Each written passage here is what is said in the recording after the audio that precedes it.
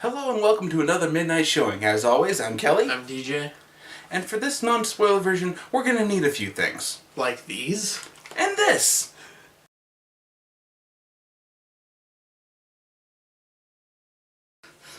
Fucking play faster! Faster! I'm trying! Fucking play I'm going faster! as fast as I can! Faster! You will fucking play I can't anymore. faster! Fucking faster! Give me a break! More! No! More! can't more, do it. Fucking faster! You will do fucking I'm trying! faster! My hands are bleeding all over the You will drums! fucking play I can't do it! Faster! I can't do it anymore! You little Come on! fucking Give me play a break! faster. I can't! Faster! Faster! I'm trying! Faster!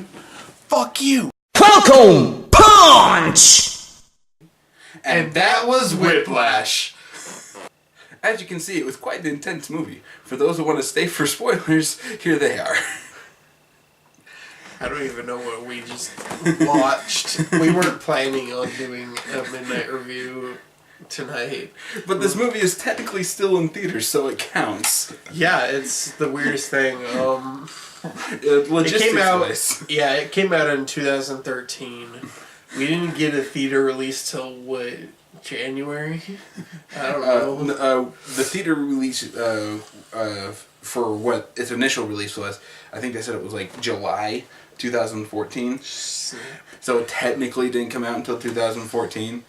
But we didn't even get a showing here until a couple weeks ago, 2015, in which I saw that at Walmart and I bought it because I'd heard so many good things about it, and this definitely accurately demonstrates this movie in a nutshell. Yeah, it's a good movie. I recommend it for any music student, high school to college age. I'd say for anybody interested in teaching in general. There's so many things about this movie. It's intense. It's rated R for a reason. And 90% of the reason why it's rated R comes from J.K. Simmons. J.K. Simmons says strong language, including some sexual references. Yeah. It's not your fucking boyfriend. Don't come in early. Yeah, so... what does he say? Work those dicks as fast as you work your boyfriends. God damn it. J.K. Simmons is worth watching this film. So, final verdict before we get into any more random quotes no one's going to understand. Buy it. My recommendation is go freaking buy it. Go see it in the theaters. Give it to your friends. Everybody needs to see this film. Yeah, but more rated R, you could show it to your music students. Like I said, high school, maybe college. I don't know if the colleges will let you show that. Oh, colleges will let you show that. It's the high schools that won't. It doesn't matter if they edited down his language and changed every single fucking dick reference to every single, work those sticks like you work that cotton candy machine. If they put it on TV, it'd be something like that. I'll stick that blue pill up his freaking ear. Oh my gosh. It's so true. It's so I'm true. sick of these mother father snakes on this Monday to Friday plane. It'd be something like that. I don't know. They're probably leaving the freaking mini-me. So, plot of this movie. Miles Teller is playing a kid named Neiman Andrews. He is an aspiring drummer who is discovered by J.K. Simmons. His name is Andrew Neiman. You had those switched. Wait, it's Andrew Neiman? Yeah, Andrew Neiman. He always calls him Neiman, and he doesn't start calling him Andrew until the end of the movie. I was assuming that Andrew was like his... Okay, no. I mixed that up. So his name is Andrew Neiman, not Neiman Andrews. It says on the back of the thing, if you can see that. Probably not, because I suck at that kind of thing. Anyway. Yeah, he's an aspiring drummer who was discovered by J.K. Simmons, who plays a man named... Terrence Fletcher. Fletcher? Yep. Or Fletcher? Terrence Fletcher. Fletcher. Okay. If you don't know who J.K. Simmons is, I can't remember J. him. Jonah Jameson. J. Jonah Jameson. I don't know any other movie besides that. But you might know him from all those totally awesome insurance commercials. What you don't know can hurt you. He's in the Allstate or the Farmers commercials. Yes. Is that him? Yes, it's him. Are you freaking kidding me? Nope. I love that guy. He's awesome. He's awesome.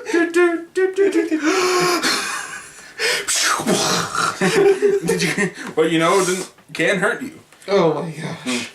Did you know that you may think you're covered for this, but you're actually only covered for this. You think you're paying for this, but you're actually paying for this. But yeah, it just blew my mind. That guy is so likable. The exact opposite of this guy. Of him inside of this. It's still on my freaking TV. It is. I should probably turn off my PS4. It's really hot in here. Maybe because I didn't notice how ripped he actually is, or he worked out for this movie. God, he's like showing off his biceps. Yeah, throughout most of it, he has this tight, short-sleeved t-shirt on. And even during the competition, he's just got that and a jacket. Yeah, he just takes off his jacket as we're getting into the climax. Yeah, he's like Magneto lifting up the bridge. It's just my drummer. But yeah, so the plot of the movie is that he discovers them and lets them into studio band at Schaefer Music Conservatory, which is one of the higher end music colleges. I can't think if it was real or if it was just supposed to be anagram for Juilliard. I don't know, but they use actual real jazz tournaments and competitions in this, so I'm inclined to believe that Schaefer exists and I'm just an ignorant person. But yeah, so he gets into his band, and by God, is J.K. Simmons crazy. Yeah, he is. He is fucking mental. I never took music at that age, high school or college. My brother did, so he did. A lot of those things he said hit close to home. Yeah, they do hit close to home, just with some of the reactions that they gnaw. They really do. Yeah. Even though there are plot holes. I told you about it during the movie, but I'll get into it in a minute. But getting back onto the plot segment, yeah. So it's just basically this. The movie's about this tug of war between J.K. Simmons and Miles Teller. Teller trying to prove that he's this awesome, amazing drummer and that he can be the best, and J.K. Simmons getting that out of him, kind of. They leave it open for interpretation, which is a really, really good thing as to whether or not what he's doing in the film is justified or good. But it's in our skit. We're pretty sure that there was a fucking punch at the end of that movie. They cut before it happens. Yeah. But yeah, it's just this tug of war and just so many really good plot points and really questionable ones that go more into the character analysis. All the actors in this are fucking amazing. I have never seen Terrified on an actor like the people in this film.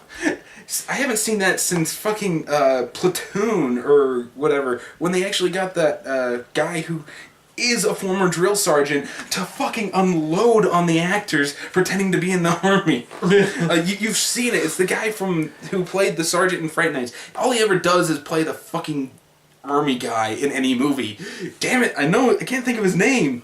You know what I'm talking about. Was he House's dad? That guy that I keep thinking of that I don't know. I think he was actually House's dad. He has that iconic voice. If it's the guy I'm thinking of, you'd hear his voice, but I can never remember his name. Yeah. You son bitches. Yeah. He's like marching. The shot is like a tracking shot of him marching in the row of these guys in their barracks. Oddly enough, another connection to X-Men 3. Yeah. You hear his voice as they're loading up the plastic guns. Yes, that's him. Yeah. He's just that guy. I mean, I have not seen Terrified since he actually started loading on actors in an improvised speech where when they started laughing, calling him on it, he started fucking in their faces. And that is J.K. Simmons in this movie in a nutshell. He is inside of their faces, but he knows how to hit every single fucking emotion when he kicks the kid out of the band when you first introduce him. Oh my god. This is where my problem with the movie kind of starts, or problem with his character is the inconsistency. But, again, it does set and establish exactly who we're dealing with right now. Who stops his entire band because they're out of tune. Now, anybody who knows music knows that as instruments heat up or as people go on, things will start to squeal. And it's up to the players to adjust accordingly. But you can't always get rid of every single fucking thing. It's not possible. Yeah.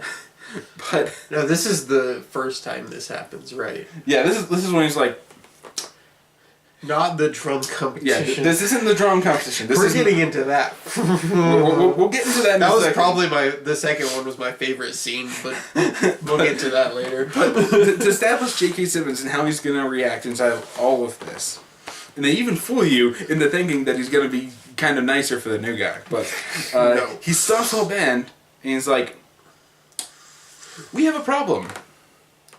We have an out-of-tune player. And before I go any further, would they like to submit themselves?" No? Everybody's looking at their shoes. Everyone's just looking down. He's like, "Oh no, a bug must have flown in my ear. Alright, let's start again. 1, 2, 3, 4." Two bars, and then he stops. And this is how he cuts off. Which, anybody who's taking conducting will be pissed off at that. But this reminds me. He's like, nope, it wasn't my fucking ear. It wasn't my fucking ear. So, last chance. Come up now. And chance is gone. Yeah. Reads. Means 5, 6, 7, 8. Nope. Bones. 1, 2, 3. We have it there. And he singles out the fourth bone, who is easily the weakest looking one there. Yeah. He is fucking scared. Yeah. He gets right up in his face. The guy is still looking at his shoes and he goes, "Look at me." Not like that. He's like, what the fuck are you looking at? Yeah, looking at a fucking Mars bar down there? Kick your eyes up here and look at me. No, that could be summed up like the Joker in The Dark Knight. Look at me! Look at me! That's the intimidation thing, but he's saying it so playfully. Yeah. And gets him up there and he's like, "Please play." He plays and stops him. "Do you think you're out of tune?" And the guy's... Yeah, you can see the tears in his eyes, and that's great acting, by the way. "Yes." "Then why didn't you fucking say so?" And he screams in the guy's ear. He's like, "I will not have you cause me a competition because we've carried your ass on. Get your shit and get out. Congratulations, your fourth chair. What the fuck are you still doing here? Get the hell out." Yeah. And he leaves. Poor guy. I feel He sorry leaves for him. crying. I 100% believe that he was literally crying in there. So he goes back, so J.K. Simmons goes back to his podium and is like, actually, it was you that was out of it tune. was you that was out of But the fact that he couldn't tell is just as bad. I think that just rendered that scene entirely pointless. Yeah, so this goes into my little character analysis of him, why I don't like him, is his inconsistency. His method is definitely scaring them out. It's like watching a drill sergeant. It's a perfect comparison for him. Yeah. It's like watching a drill sergeant trying to get his soldiers to do it. Either they break or they push through and get stronger. Yeah, this reminds me of a clip from YouTube. I'm stopping the review to explain this. I think I showed it to you and Nick, my brother. Is like the automated conductor. It was like, it has several settings, and one of them is like the intimidating drill sergeant, and he just stands up there and just clicks his heels. Everybody stands at attention. That's what it reminded me of, this whole movie. He walked in at 9 o'clock on the dot. 9 o'clock on the dot, down to the second. And the second that door opened, everybody. Nobody moved. Not a peep. Yeah. My God, you could hear a pin drop in that room. Oh, we have to talk about the very beginning scene where he forgets his jacket. Okay, his character introduction in the beginning is, as I said, he discovers Miles Teller practicing inside of a practice room on his double time swing and his rudiments. And he's just like sitting. He's like, "Stop! I'm sorry, sir. I'm sorry. And Miles Teller's like, "No, or not Miles Teller, but J.K. Simmons. No. It's okay. What's your name?" And blah blah blah. And what year are you? I'm a freshman. And you know who I am? Yes, sir. And you know I'm looking for players. Mm-hmm. Then why did you stop playing?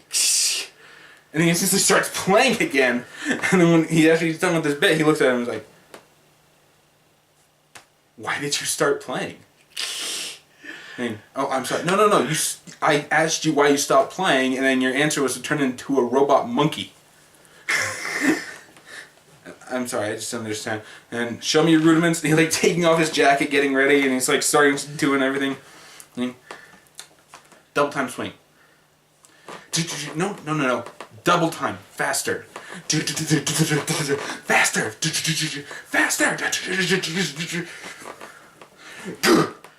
Door slams, and he looks up, and J.K. Simmons is gone. He's like sitting there. Oh, shit. And all of a sudden, J.K. Simmons walks back in. "Sorry. Forgot my jacket." Oh, jeez. The way that J.K. Simmons is played in this is both hilarious and scary. That does something that movies today, like inspirational movies today, I don't think do very well, and that is set the tone for the entire movie in the first 5 minutes. "You want to please me? Fuck you, bye." You better get it right, though. Exactly. Get it right, though. 9 a.m. sharp. Yes, and going into the actual character thing, as I said, it's just, he's inconsistent. At times he's bringing it out by being forceful, but just like shoving out the player who didn't do anything wrong, for all I can think of is because he's fucking fat. It's wrong. It's counterproductive. It's fucking counterproductive. Unless he was never in the band to begin with, it was just for the alternate person who he just gave the spot anyway, which would actually be believable considering what he does to Miles Teller and the other fucking drummers. Yeah. It's just, oh my God. So for like the next like 20, 30 minutes, 20 minutes, poor, God, what's his name? And poor Andrew Neiman is the page turner for the drummer that he already has, who J.K. Simmons keeps calling a gay. Everybody in his band is gay. I also like to point out that they're all guys, which is kind of sexist, but that's the joke. There was one chick. That was the first trumpet chair that he chews out, I think. No. I swear that was a chick. No, it was a guy. It was a black guy. He chose it up first. The only girl musician inside of this entire movie was the saxophonist who said, "Well, you're inside of the first chair. Let's see if it's just because you're pretty." And he starts her, and she can't play. He's like, "Oh, obviously it's just because of that," and moves on. Yeah. It's God damn it. There's so much good in this film, and the best part about it is arguable inside of a way that we usually don't get. We usually argue whether or not the movie was good or bad and what made it good or bad. Yeah. This is 100% good. And we're just arguing what the movie wants us to argue. Things to be thought about. The way he's teaching versus the way we're always doing. There's a scene later in the movie where he basically says the 2 words that are destroying society are "good job." Yeah. It's not about fucking giving out awards to everybody or anything. The only problems I heard him having are emotional problems because he's been through this. I've been in more than one of these positions that I don't like admitting to. Yeah. I'll admit, I never had chairs thrown at me. I was never forced to drum to the point for 5 hours where I'm bleeding so bad that he has to clean up the drum set. If anybody else pulled this, if any other college professor pulled this, they would get fired immediately. Which he does. Should we get into that? He does get fired eventually. There's a really, really steady rise while both main characters are butting heads, doing some of the worst shit you can possibly think of, and there is no reason whatsoever that freaking I'm enjoying. Neiman should have been kicked out of this band. I'm enjoying. When he was done. Yeah, I'm enjoying Terrence Fletcher over here, but I'm rooting for Andrew. He's clearly the underdog, but I'm a sucker for a good villain. Especially that's why I love Disney villains so much. And that was the beautiful thing. J.K. Simmons is not a villain in this. Admittedly, antagonist, sure. Antagonist, yes, but he's not necessarily a villain. He is 100% real, and the only part I think that actually kind of contradicts his character was at the very end of the film. At the very end of the film, and during right before the last performance, when he turns on, he's like, "You think I'm fucking stupid? I knew it was you." He ends up losing his job because of all of the shit that he's putting Neiman through, and after surviving a fucking car wreck, trying to drum while having a concussion, and more than likely broken arm/fingers. That was after the scene where we see him. Yeah, that's after the scene where he's. Mm-hmm. Yeah, he blisters his hands. He's trying to practice this thing, and he earns the part. He finally gets to the part after 5 hours. So his hands are already bleeding like nothing else, because he basically learned this part that everybody else had time to learn before. He basically learned it in a week. He didn't even learn it in a week. He learned it in less than a fucking day. The time scale on this movie, if you're not paying attention very closely, can fly by pretty fast. He's only in that band for maybe a week. They've gone to 2 competitions. He's had a day, 2 max, to learn any given set of pieces that are given in front of him. And by fucking God, after that 5-hour drum session, they all go home. And he says, "Be sure to give you 2 hours for travel time to this next competition." And he came on travel time. And what does he do? The bus breaks down. The bus breaks down in cell phone dead area. Finally, when they get it fixed and they drive him off, there's no taxis or anything waiting. He has to run his ass over to the nearest rental car, get in there before they fucking close the door to go home, rent a car. So he does, makes it. He makes it on time. Realizes he forgets his sticks. He left his sticks on the seat while he was filling out the paperwork at the rental car. So he has to drive back, and as he's driving back, he gets a semi-sideswipes him. He's trying to call the prick that is supposed to tell Fletcher that I'm coming. I'm on my way. I'm almost there. I'm on my way. I'm almost there. Well, tell him to. We're going in like 5 minutes. Like, tell him, you fucking prick. Throws the phone, hangs up, throws the phone down, and out of nowhere, the semi just hits him. And it's switched to GoPro right there, because I in no way believe they did not flip an entire car for that. It's just one of the most out of nowhere shit. Yeah. And his concern is he looks at the clock. An upside down clock in his car, crawls out of the wreckage, bleeding all over, hand broken, looks like, at least his finger was. Yeah. And he's just like, obviously disoriented, probably concussion. Guy's trying to, okay, well, let's get you to the hospital. So he's like, no, I just gotta go to the hospital. He reaches in, grabs his sticks, and runs the rest of the way. Gets on stage right before they go into competition, bleeding all over the drum set, mind you. He's bleeding, he's disheveled, he's bleeding, he just walks up on stage. Doesn't say anything. And Fletcher forces the guy out of the stool.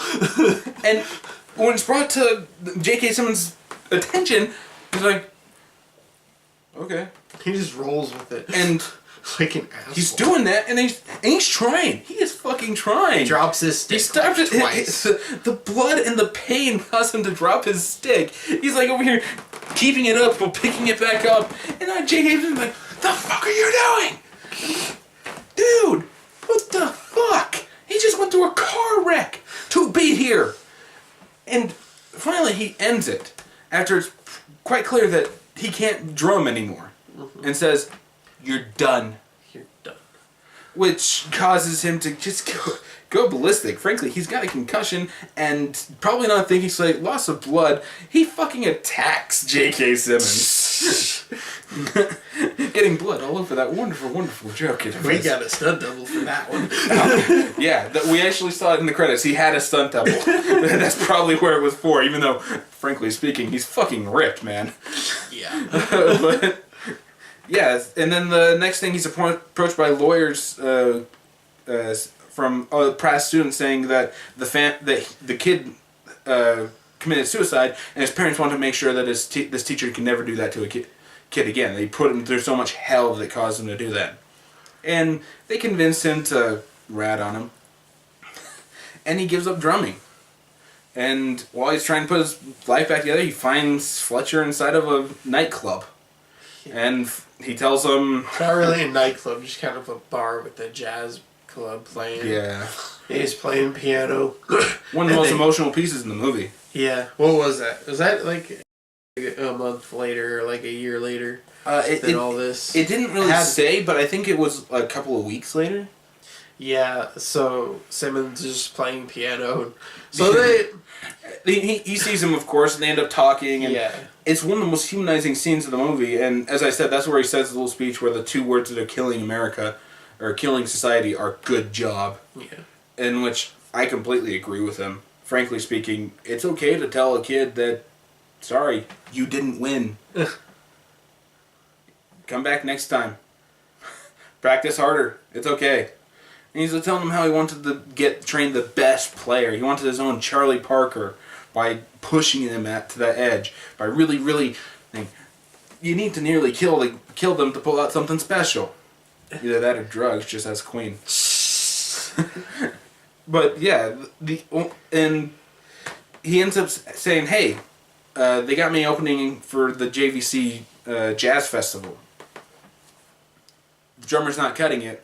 We're playing the old tunes that we played inside of the band. We could use a drummer. And at this point, you don't think that J.K. Simmons knows that Will Teller's character ratted on him and lost him his job and fucking life, basically. Yeah. Which apparently it didn't, because he's still opening the JVC Jazz Festival. Yeah. But yeah, once they get on stage, he's all feeling good about it. He's just like, this is the only betrayal to J.K. Simmons' character I felt, where he's just like, you think I'm fucking stupid? I knew it was you.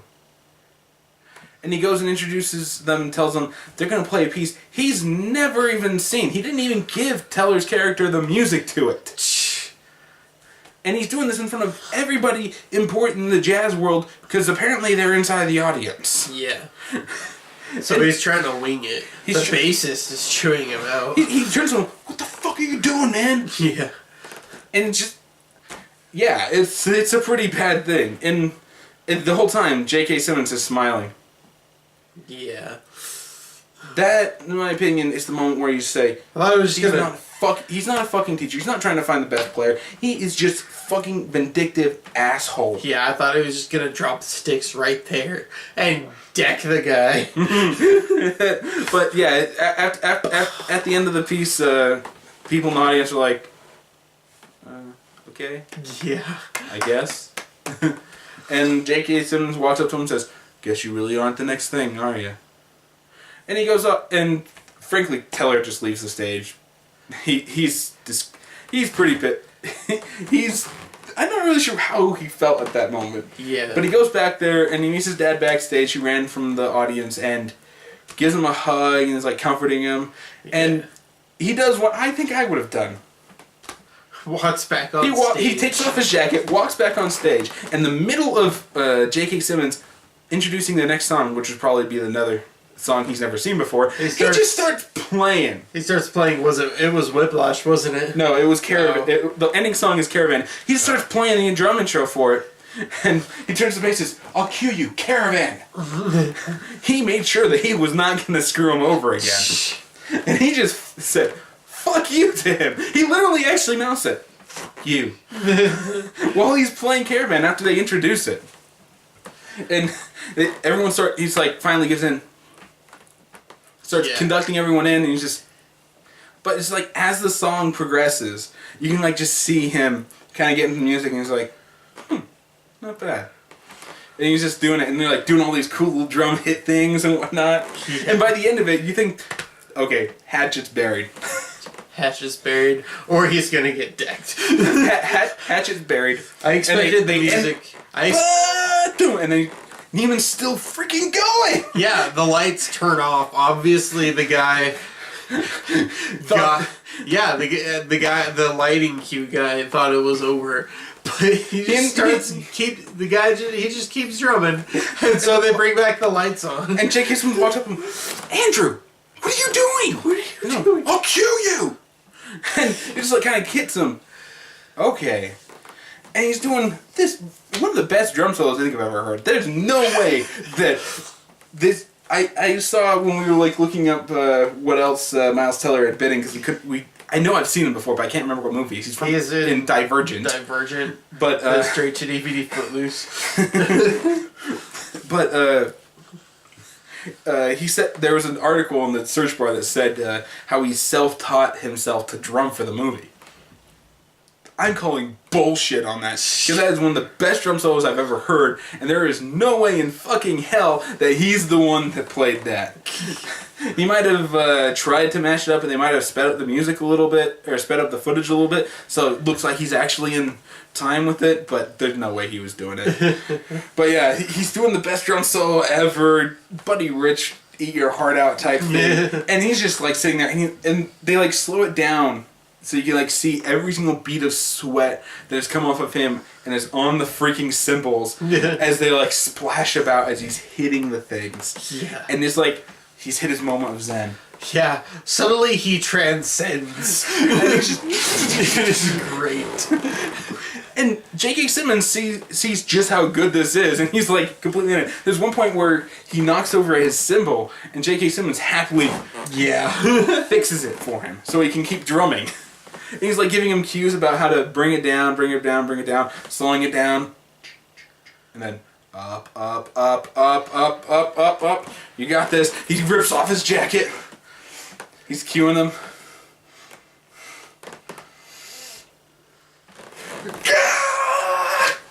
Credits. And it just like shows just their face, the tops of their faces, so you can see like a bit of a smile and whatnot. Yeah. And just boom, credits. It is one of the.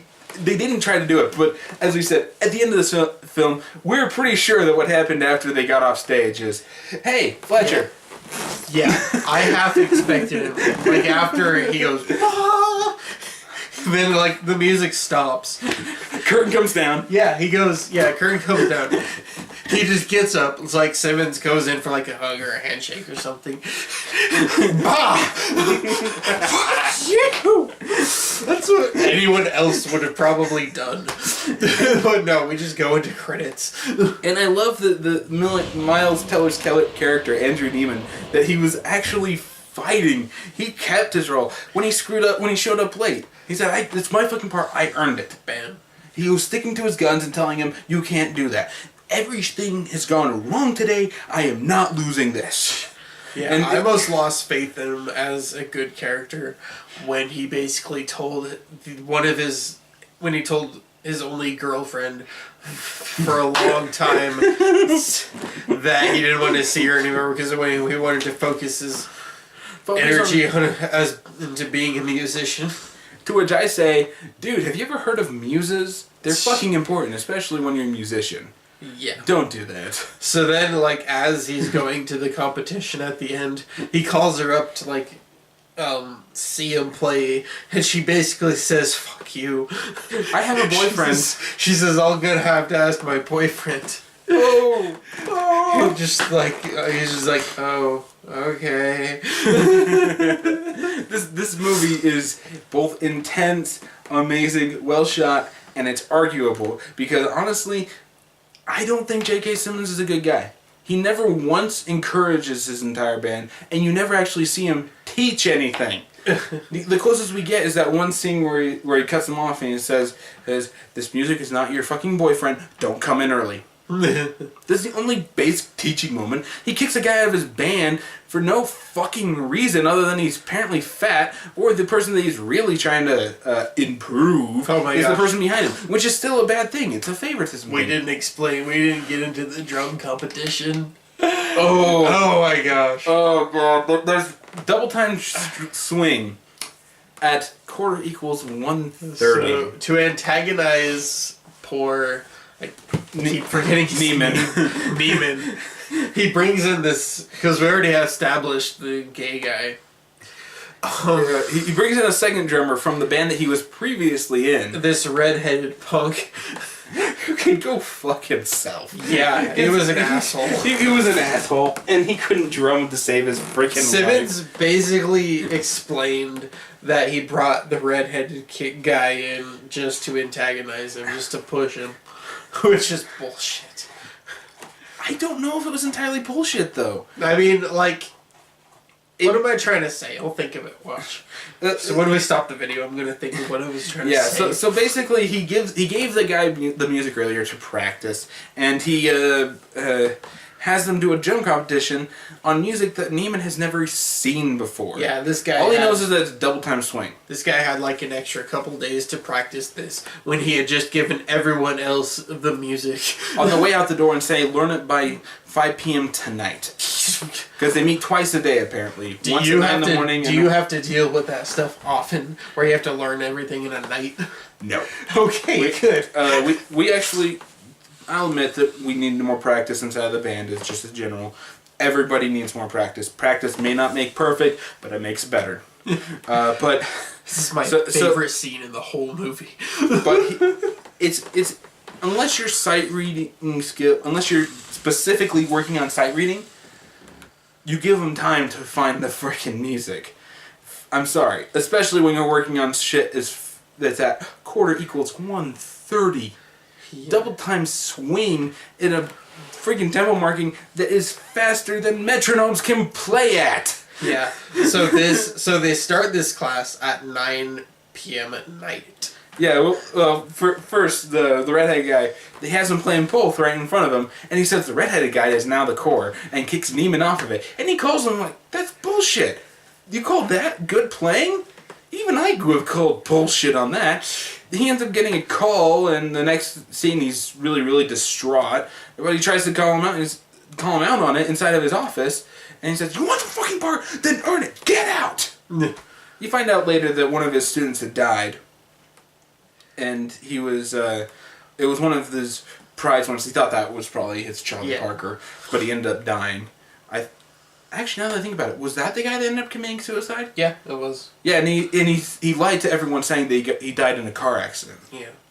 And the guy, his parents, the guy who committed suicide, his parents are the ones that hired the lawyer to tell Neiman to spill the beans on this, on J.K. Simmons. Yeah. But, yeah. So the next rehearsal, he stops everything and tells him he's like crying. It's a very emotional moment. And then he says, alright, let's get started. And they have him start playing. Connolly can't play it.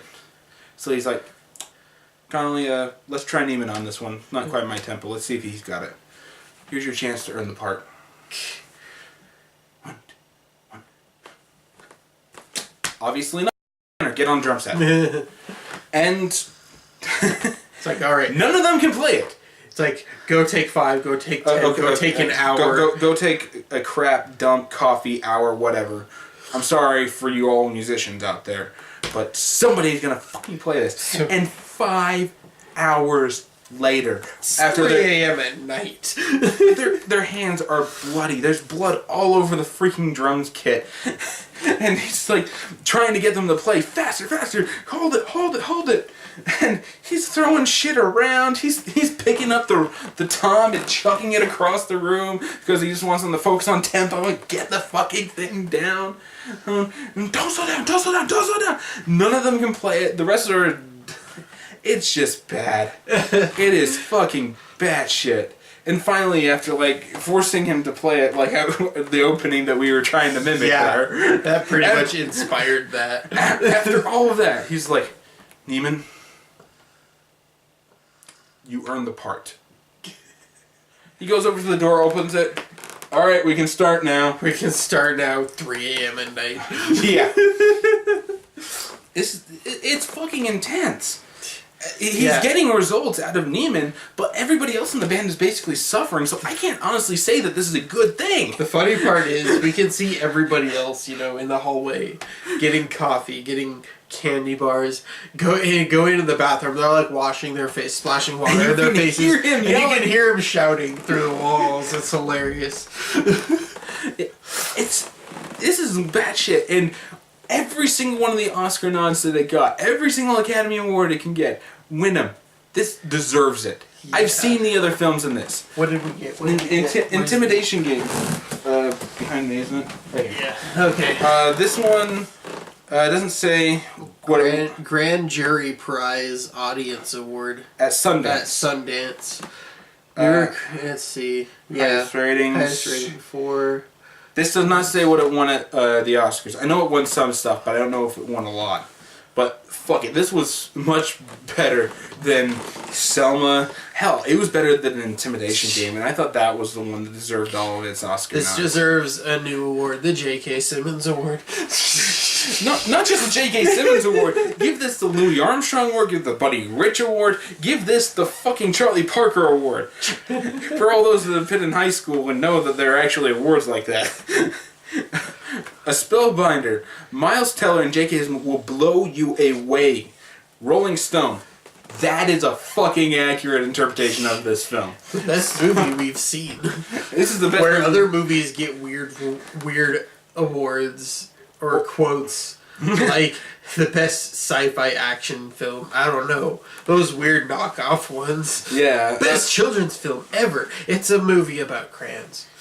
I don't even know what Christopher Lloyd is doing in this, but it doesn't deserve that. So, yeah, we should probably wrap this up because it's fucking hot. I want to turn on the fan. So I can't turn it on while we're recording because it'll leave sound in the background. But, final verdict again. Go buy it. Go watch it. Go buy it. Make sure this is one of the ones that you fucking need. Don't bring the kids. It's rated R for a reason. Don't bring the kids because J.K. Simmons swears. Show it to your college students. Everybody in the teaching genre needs this film. Yes. Every single one. So, yeah, go buy it. We should probably close this out. So, stay tuned. There's going to be something after this. But as always, I'm Kelly. I'm DJ. And see you all next time. Okay. I just punched you in the face. We're putting that at the end of this. I'm going to put that at the credits. Okay. Okay.